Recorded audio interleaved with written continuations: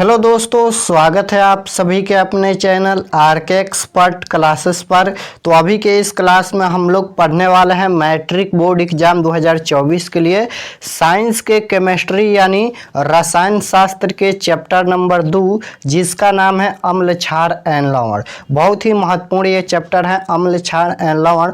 काफ़ी ज़्यादा इससे क्वेश्चन पूछा जाता है। तो अभी के इस क्लास में अम्ल क्षार एंड लवण जो चैप्टर है इसमें 50 ऑब्जेक्टिव क्वेश्चन अभी के इस क्लास में बताने वाले हैं। तो आप लोग से रिक्वेस्ट है कि आप लोग क्लास में अंत तक बने रहिएगा। 50 क्वेश्चन में से ही इस चैप्टर से क्वेश्चन 2024 में पूछा जाएगा, यह मेरा गारंटी है 100%। अगर आप लोग अंत तक कर लेते हैं तो इस चैप्टर से एक भी ऑब्जेक्टिव क्वेश्चन नहीं छूटेगा। तो चलिए हम बिना देर किए क्लास को स्टार्ट करते हैं। चैनल पर नए होंगे तो चैनल को सब्सक्राइब कर लीजिएगा ताकि आने वाले नेक्स्ट क्लास आपके पास जरूर पहुँचे। पहला नंबर क्वेश्चन पूछा गया है, सोडियम कार्बोनेट का साधारण नाम क्या है। अब बताना है कि सोडियम कार्बोनेट का साधारण नाम क्या होता है। तो याद रखिएगा, सोडियम कार्बोनेट का साधारण नाम कास्टिक सोडा होता है, यानी धोने का सोडा भी बोलते हैं इसे। तो याद रखिएगा, सोडियम कार्बोनेट का साधारण नाम कास्टिक सोडा होता है। नेक्स्ट क्वेश्चन पूछा गया है 2 नंबर, चींटी के डंक में कौन सा अम्ल पाया जाता है। अब यहाँ पर बताना है कि चींटी के डंक में कौन सा अम्ल पाया जाता है। तो अब मेथनाइल का अम्ल पाया जाता है। ऑप्शन नंबर बी बिल्कुल राइट आंसर हो जाएगा। मेथनाइल का अम्ल पाया जाता है चींटी के डंक में। नेक्स्ट क्वेश्चन पूछा गया है 3 नंबर कि संगमरमर का रासायनिक सूत्र क्या होता है। बताना है कि संगमरमर का रासायनिक सूत्र क्या होता है। और इस चैप्टर में जो है ना वह रासायनिक सूत्र ही काफ़ी ज़्यादा महत्वपूर्ण है। तो आप लोग सभी रासायनिक सूत्र याद करते चलिएगा। तो इसका सूत्र होता है CaCO3 होता है, जो कि ऑप्शन नंबर ए में दिया है। नेक्स्ट क्वेश्चन पूछा गया है 4 नंबर, अम्ल कैसा होता है। अब यहाँ पर बताना है कि अम्ल कैसा होता है, यानी स्वाद में कैसा होता है, कड़वा होता है या स्वादिष्ट होता है या खट्टा होता है या मीठा होता है।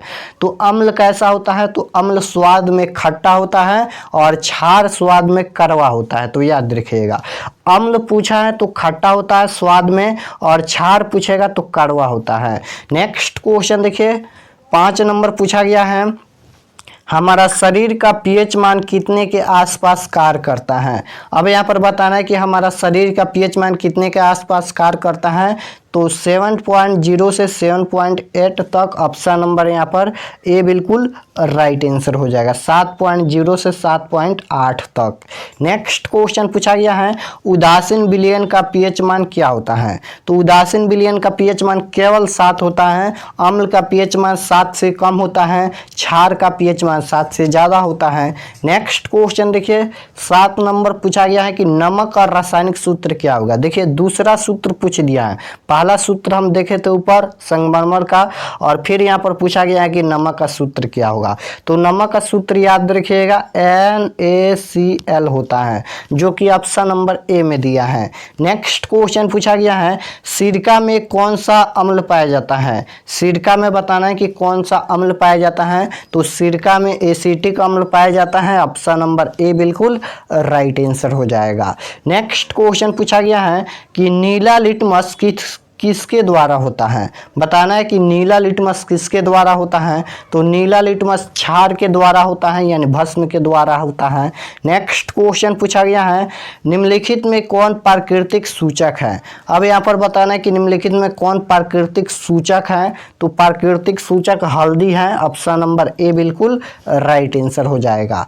नेक्स्ट क्वेश्चन पूछा गया है, एक घोल नीले लिटमस पत्र को लाल कर देता है तो घोल का पीएच मान क्या हो सकता है। तो सबसे पहले ये समझिए कि नीले लिटमस पत्र को लाल कौन करता है या लाल लिटमस को नीला कौन करता है। तो याद रखिएगा, एक घोल यहाँ पर दिया गया है नीले लिटमस पत्र को लाल करता है। तो नीले लिटमस पत्र को लाल करता है अम्ल। याद रखिएगा, नीले लिटमस पत्र को लाल कौन करता है। तो याद रखिएगा अम्ल करता है। और लाल लिटमस को नीला कौन करता है। तो क्षार करता है। तो नीले लिटमस पत्र को लाल कर देता है, यानी वह अम्ल है और अम्ल का पीएच मान आप जानते हैं कि 7 से कम होता है, तो 7 से कम इनमें कौन है, तो 2 है, तो इसका right answer option number A हो जाएगा। नेक्स्ट क्वेश्चन पूछा गया है बेकिंग पाउडर है। बेकिंग पाउडर क्या है, मिश्रण या मिश्र धातु या यौगिक या तत्व। तो बेकिंग पाउडर यौगिक है, ऑप्शन नंबर सी बिल्कुल राइट आंसर हो जाएगा।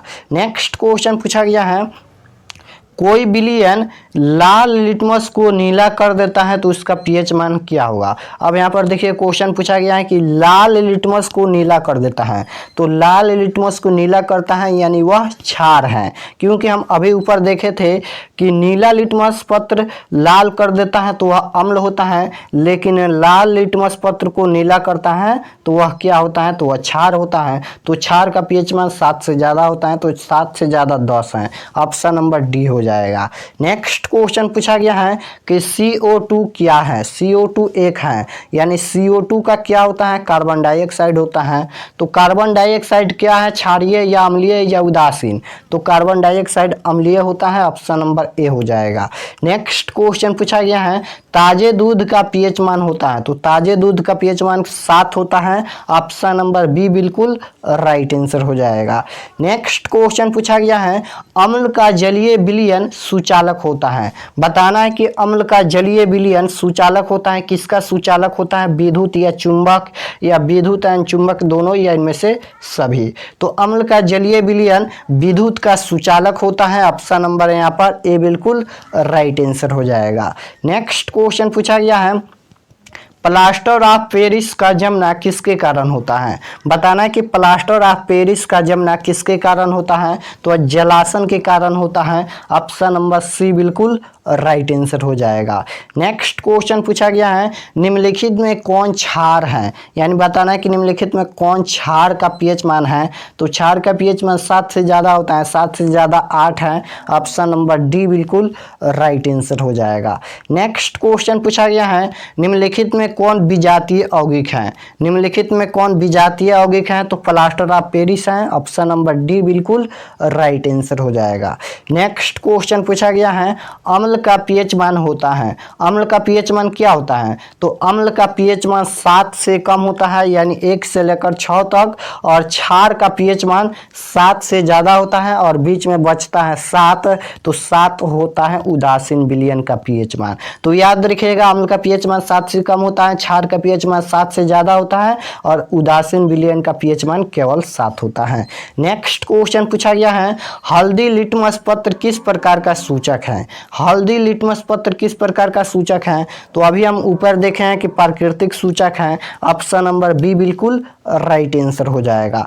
नेक्स्ट क्वेश्चन पूछा गया है कि शुद्ध जल का पीएच मान होता है। शुद्ध जल का पीएच मान क्या होता है, तो शुद्ध जल का पीएच मान 6 होता है, ऑप्शन नंबर बी बिल्कुल राइट आंसर हो जाएगा। नेक्स्ट क्वेश्चन पूछा गया है दांतों को साफ करने के लिए दंत मंजन होता है। दांतों को जो साफ करने के लिए दंत मंजन होता है क्या होता है, अम्लीय या क्षारीय या दोनों या इनमें से कोई नहीं। तो दांतों को साफ करने के लिए दंत मंजन क्षारीय होता है, ऑप्शन नंबर यहाँ पर बी बिल्कुल राइट आंसर हो जाएगा। नेक्स्ट क्वेश्चन पूछा गया है जब लिटमस विलयन न तो अम्लीय होता है न ही क्षारीय होता है तब इस विलयन का रंग कैसा होता है। देखिए क्वेश्चन समझिए, जब लिटमस विलयन न तो अम्लीय होता है न ही क्षारीय होता है तो उसका रंग कैसा होगा, तो लाल नहीं होगा, हरा भी नहीं होगा, पीला भी नहीं होगा, बैगनी होगा, ऑप्शन नंबर सी बिल्कुल राइट आंसर हो जाएगा। नेक्स्ट क्वेश्चन पूछा गया है किसी अम्ल के धातु के साथ, देखिए क्वेश्चन पूछा गया है किसी अम्ल के धातु के साथ अभिक्रिया के फलस्वरूप कौन सा गैस बनता है। किसी अम्ल के धातु के साथ अभिक्रिया के फलस्वरूप कौन सा गैस बनता है, तो हाइड्रोजन गैस बनता है, ऑप्शन नंबर ए बिल्कुल राइट आंसर हो जाएगा। नेक्स्ट 26 नंबर क्वेश्चन है उच्च वसीय अम्लों के सोडियम लवण कहलाते हैं। क्या कहलाते हैं उच्च वसीय अम्लों के सोडियम लवण, तो अपमार्जक कहलाते हैं, ऑप्शन नंबर ए बिल्कुल राइट आंसर हो जाएगा। नेक्स्ट क्वेश्चन पूछा गया है अम्ल एवं क्षार के बीच अभिक्रिया को किस प्रकार की अभिक्रिया होती है? जब अम्ल एवं क्षार आपस में अभिक्रिया करता है तो वह किस प्रकार की अभिक्रिया होती है? तो वह उदासीनीकरण अभिक्रिया कहलाती है। ऑप्शन नंबर सी बिल्कुल राइट आंसर हो जाएगा। नेक्स्ट क्वेश्चन पूछा गया है कि क्षार का पीएच मान क्या होगा? अब यहाँ पर क्षार का पीएच मान पूछा है, यानी भस्म का पीएच मान तो 7 से ज्यादा होता है। नेक्स्ट क्वेश्चन पूछा गया है अधात्विक ऑक्साइड को कहते हैं, अधात्विक ऑक्साइड को क्या कहते हैं? तो उभयधर्मी कहते हैं। ऑप्शन नंबर ए बिल्कुल राइट आंसर हो जाएगा। नेक्स्ट क्वेश्चन पूछा गया है कि नींबू का रस का पीएच मान क्या होता है?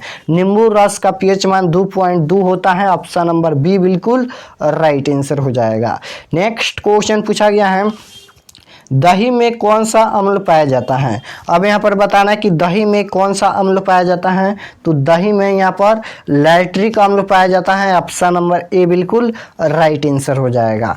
नेक्स्ट क्वेश्चन पूछा गया है टार्ट्रैलिक अम्ल किस में पाया जाता है? तो इस किस में पाया जाता है? तो इमली में पाया जाता है। नेक्स्ट क्वेश्चन पूछा गया है कि CaOCl2 यौगिक का नाम क्या है? क्या नाम है इसका? तो याद रखिएगा विरंजक चूर्ण। ऑप्शन नंबर यहाँ पर बी राइट आंसर हो जाएगा। नेक्स्ट 34 नंबर क्वेश्चन है शुष्क बुझा हुआ चूना पर क्लोरीन गैस की क्रिया से कौन सा पदार्थ बनता है? बताना है कि शुष्क बुझा हुआ चूना पर क्लोरीन गैस की क्रिया से कौन सा पदार्थ बनता है? तो विरंजक चूर्ण बनता है। ऑप्शन नंबर ए बिल्कुल राइट आंसर हो जाएगा। नेक्स्ट क्वेश्चन पूछा गया है लिटमस रंजक बैगनी रंग का होता है, हैलो निकाला जाता है, किससे निकाला जाता है? तो लाइकेन से निकाला जाता है। ऑप्शन नंबर ए बिल्कुल राइट आंसर हो जाएगा। नेक्स्ट क्वेश्चन पूछा गया है निम्नलिखित में कौन विजातीय यौगिक है? बताना है कि निम्नलिखित में कौन विजातीय यौगिक है? तो प्लास्टर ऑफ पेरिस विजातीय यौगिक है। ऑप्शन नंबर डी बिल्कुल राइट आंसर हो जाएगा। नेक्स्ट क्वेश्चन है निम्नलिखित में पीएच का कौन सा मान क्षारक विलयन का मान देता है? बताना है। यहाँ पर सीधा सीधा बात है कि निम्नलिखित में कौन क्षार का पीएच मान है? तो क्षार का पीएच मान 7 से ज़्यादा होता है और यहाँ पर 7 से ज़्यादा यहाँ पर 13 है, तो क्षार का पीएच मान 13 हो जाएगा। नेक्स्ट क्वेश्चन पूछा गया है सोडियम हाइड्रोक्साइड का पीएच मान होता है लगभग, सोडियम हाइड्रोक्साइड के पीएच मान कितना होता है? तो 14 होता है। ऑप्शन नंबर डी बिल्कुल राइट आंसर हो जाएगा। नेक्स्ट क्वेश्चन पूछा गया है चूना पत्थर खड़िया एंड संगमरमर किसका विविध रूप है? यानी बताना है यहाँ पर कि चूना पत्थर खड़िया एंड संगमरमर किसका सूत्र है? यानी जो तीनों नाम है इसका एक ही सूत्र होता है। तो क्या होता है? तो याद रखिएगा CaCO3 होता है। तीनों का एक ही सूत्र होता है, बहुत ही सिंपल है। ये तीनों नाम है, तीनों का एक ही सूत्र होता है। क्या होता है? तो CaCO3 होता है, याद रखिएगा। ऑप्शन नंबर डी बिल्कुल राइट आंसर हो जाएगा। नेक्स्ट क्वेश्चन पूछा गया है 40 नंबर जठ रस का पीएच मान क्या होता है? जठ रस का पीएच मान बताना है तो 1.2 होता है। ऑप्शन नंबर ए बिल्कुल राइट आंसर हो जाएगा। नेक्स्ट क्वेश्चन पूछा गया है नीला थोथा तूतिया का रासायनिक सूत्र क्या होता है? बताना है। तो इसका रासायनिक सूत्र ऑप्शन नंबर बी में दिया है, यहाँ पर CuSO4 × 5H2O होता है। नेक्स्ट क्वेश्चन पूछा गया है अपच का उपचार करने के लिए निम्न में किस औषधि का उपयोग होता है? बताना है कि अपच का उपचार करने के लिए निम्न में किस औषधि का उपयोग होता है? तो याद रखिएगा एंटासिड का उपयोग होता है। ऑप्शन नंबर सी बिल्कुल राइट आंसर हो जाएगा। नेक्स्ट क्वेश्चन पूछा गया है किसी भी उदासीन विलयन का पीएच मान होता है। अब यहाँ पर उदासीन विलयन का पीएच मान बताना है तो 7 होता है। ऑप्शन नंबर बी बिल्कुल राइट आंसर हो जाएगा। नेक्स्ट क्वेश्चन पूछा गया है निम्नलिखित में कौन लवण है? बताना है कि इनमें कौन लवण है? तो K2SO4 है। ऑप्शन नंबर सी बिल्कुल राइट आंसर हो जाएगा। नेक्स्ट क्वेश्चन पूछा गया है 45 नंबर सिट्रिक अम्ल का प्राकृतिक स्रोत क्या है? सिट्रिक अम्ल का प्राकृतिक स्रोत बताना है तो संतरा एंड नींबू है। ऑप्शन नंबर सी बिल्कुल राइट आंसर हो जाएगा। नेक्स्ट क्वेश्चन पूछा गया है टार्टरिक अम्ल इनमें से किस में पाया जाता है? बताना है कि टार्टरिक अम्ल किस में पाया जाता है? तो इमली में पाया जाता है। ऑप्शन नंबर बी बिल्कुल राइट आंसर हो जाएगा। तो इस क्लास में इतना ही क्वेश्चन सेट किया गया था, शायद 46 क्वेश्चन सेट किया गया था, 50 क्वेश्चन नहीं है। तो 4 क्वेश्चन बाद में बता देंगे, क्योंकि सेट नहीं किया गया था। हम 50 क्वेश्चन बोले थे बताएंगे, लेकिन 46 क्वेश्चन ही सेट किया गया था। तो आप लोग कमेंट में ज़रूर बताना कि क्या कुछ भी क्वेश्चन पहले से याद था या नहीं याद था। और जो क्वेश्चन याद नहीं होगा प्लीज़ आप लोग याद कर लीजिएगा, क्योंकि यह चैप्टर काफ़ी ज़्यादा महत्वपूर्ण है। और पिछला चैप्टर जो रासायनिक अभिक्रिया समीकरण है हमने क्लास करा दिया है, और इसका सब्जेक्टिव क्वेश्चन भी हम करा देंगे। तो चैनल पर बने रहिएगा, चैनल को सब्सक्राइब जरूर करना।